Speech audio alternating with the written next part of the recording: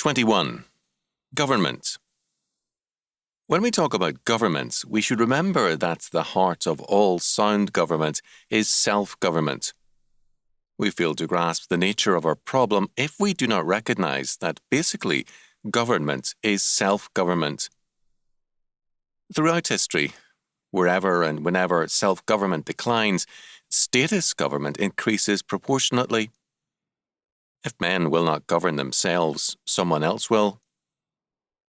Our Lord stated the matter very clearly. Whosoever committeth sin is the servant of sin.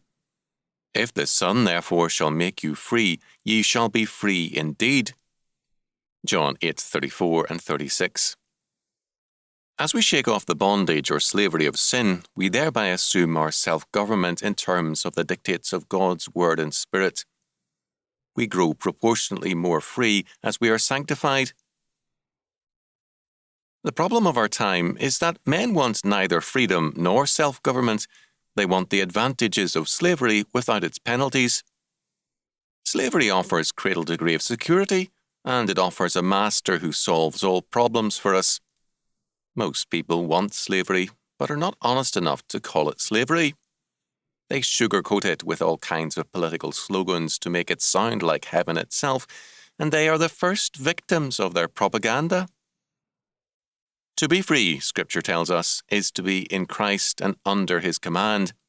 He is the way, the truth, and the life, John 14:6, and there is no true life nor freedom apart from Him. The heart of all true self-government is to live in terms of God and His Word, because His way is the way of life. It means that we keep ourselves from idols, 1 John 3:21, because the heart of idolatry is the worship of man, the worship of our will, the state's will, the church's will, any will and word other than the Lord's. It is humanism. Political tyrannies and powers grow as men forsake God's government and its requirements of them for the seemingly easy way of slavery. Most men today are slaves by choice.